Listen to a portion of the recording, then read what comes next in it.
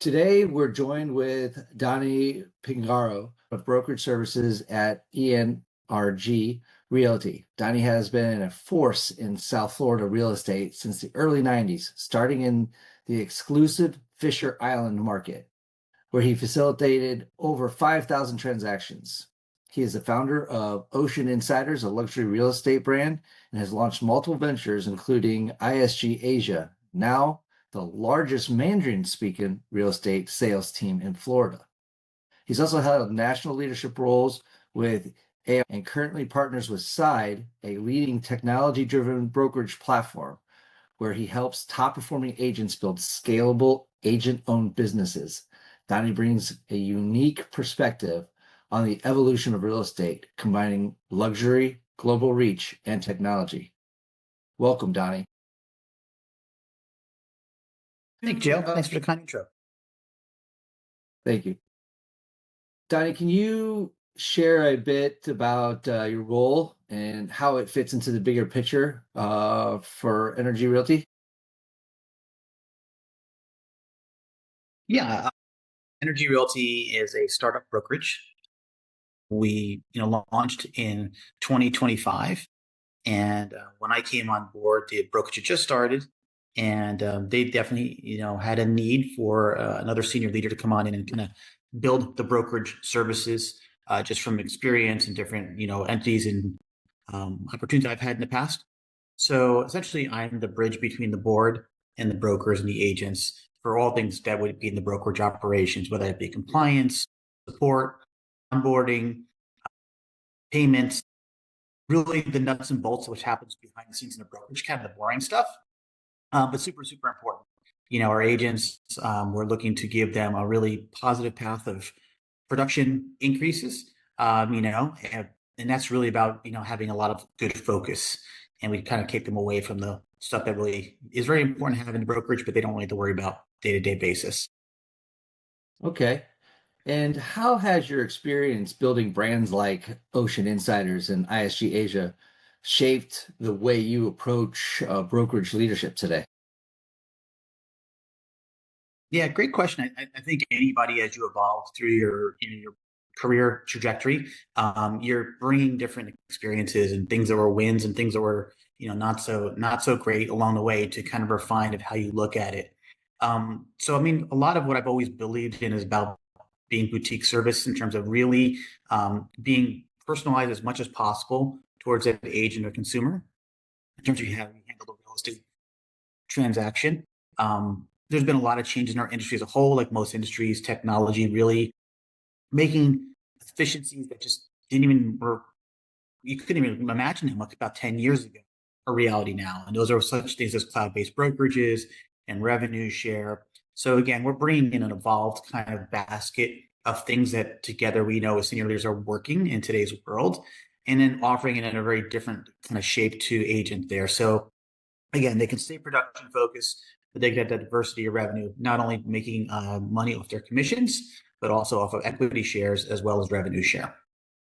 Okay. And with all of that, what major shifts are you seeing in real estate right now, especially in the luxury and international markets? Yeah, I mean, the most major shift right now is the consolidation of larger brokerages, which are now taking the role of policy power and policy shaping within the industry. Previously, that was left to NAR and to local MLSs. They've really been marginalized in the last year or two.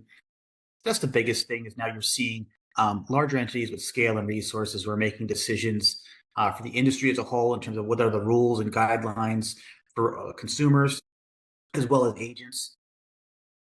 A lot of those decisions are really based on bottom line for their business model, opposed to what's best for the consumer.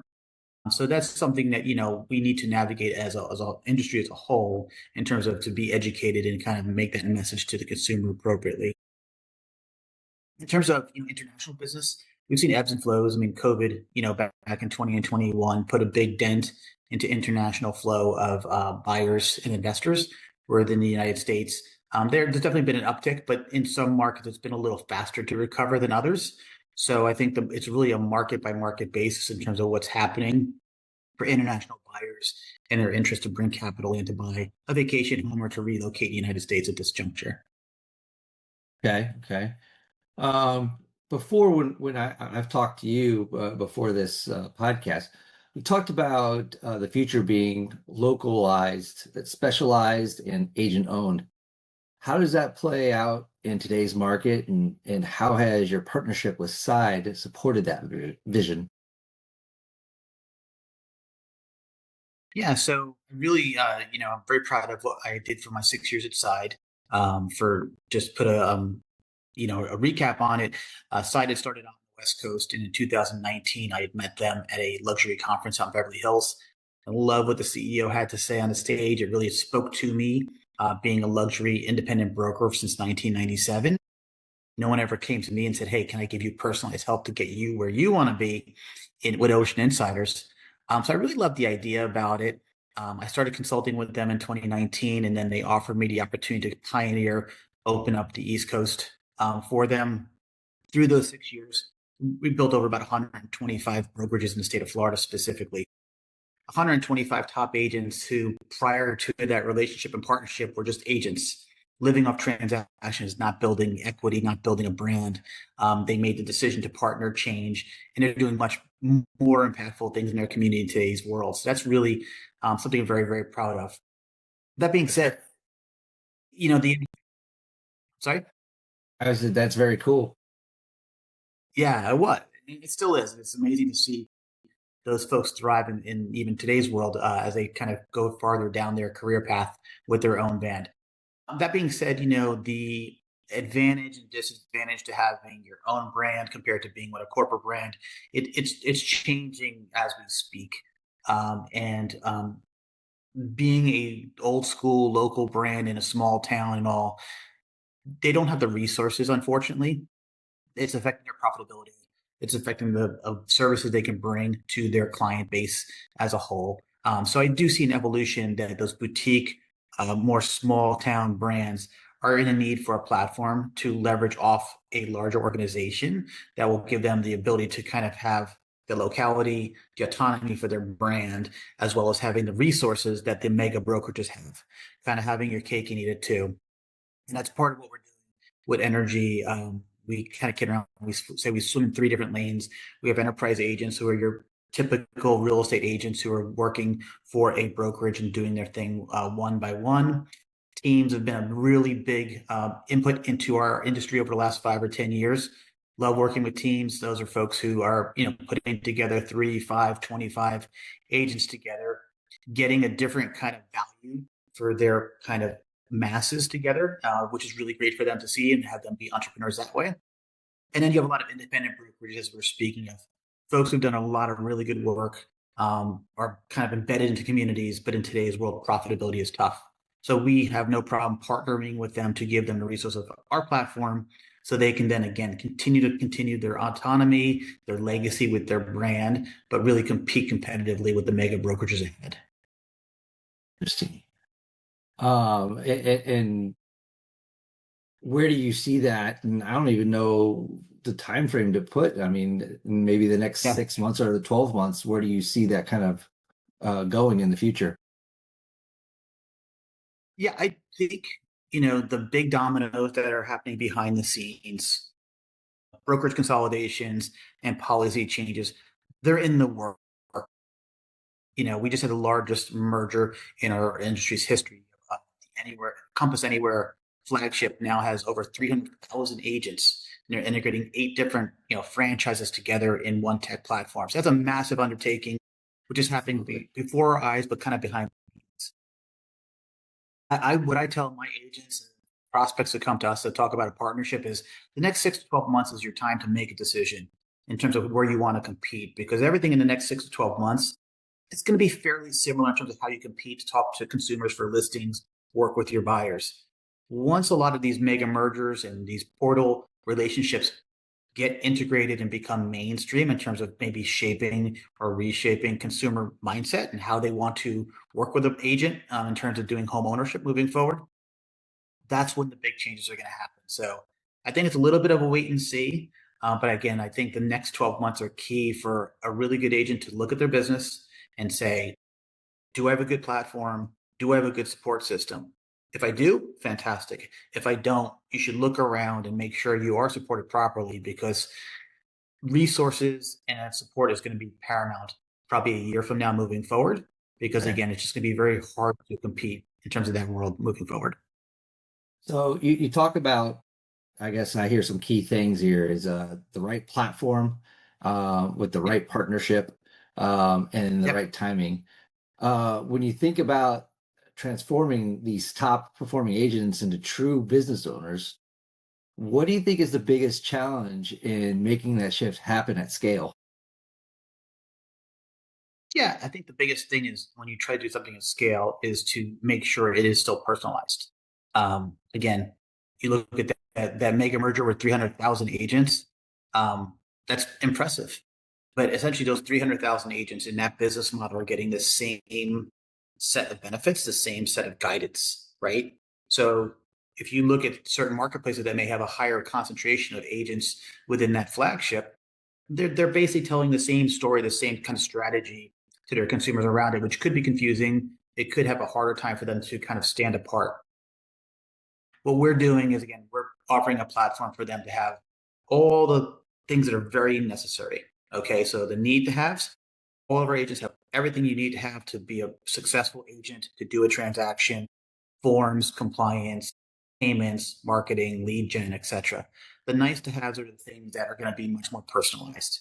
So that could be regional. It could be very neighborhood centric. If someone's a luxury waterfront specialist, they're going to have a different need in terms of how they need to be serviced and what they need to put into their marketing stack to satisfy and to excel in that marketplace. Someone who's selling land in an agricultural area needs a lot of different things for their marketing stack as well. So again, to be there and to be nimble enough to have those personal conversations with them to give them guidance is super, super important. And that's where we're putting our resources. Our resources are not forward facing things, they're behind the scene things. So when the agents and when the teams have a need and have a problem, they're getting more personalized attention, and they can kind of problem solve and be much more confident moving forward to close that deal and to make that next relationship with their consumer. So help me understand then a little bit. This sounds like it's more of an industry-wide shift that we're moving towards with what you're suggesting versus something that's unique to maybe just high-end or specific agent-led models. Is that correct? Yeah, absolutely. It is industry wide. And again, the brokerages that were kind of, at the forefront of technology first, resource heavy, were attacking and concentrating on luxury marketplaces. They've now expanded their reach into kind of more mainstream and in terms of, middle America markets as well. So again, really good resources, really good ideas. But at the end of the day, now your agents who are servicing those communities are kind of going to see of sameness. It's really everybody's got the same kind of platform with the same kind of ideology. We believe that's not going to be ideal in the long run for a lot of agents. A lot of agents do have their own kind of vision of how they want to present themselves in their community. They've been doing it for a long time. They want to continue to do it for a longer time. They just need resources to compete appropriately. And that's what we're kind of bringing Adapt. to the table, is to not recreate the, yeah, to have them adapt. So when someone goes into a listing presentation or buyer's presentation, they can be very confident that they're giving all the resources that everybody else gives. However, you're getting 15 years of experience, or you're getting 30% of market share in terms of that particular subdivision as to why you want to be on the waterfront opposed to the forest side of the community.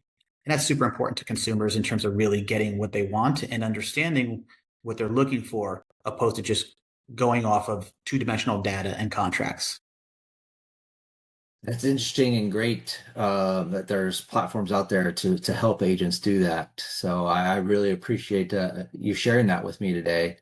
Um, And as we've been speaking to Donnie from enrg Realty, Donnie, thank you for joining us today. We appreciate you sharing your insights, what you're seeing in the market, and how you're building this business to accommodate these changes in the market. Thank you, Donnie. Thank you, Joe. Enjoyed it.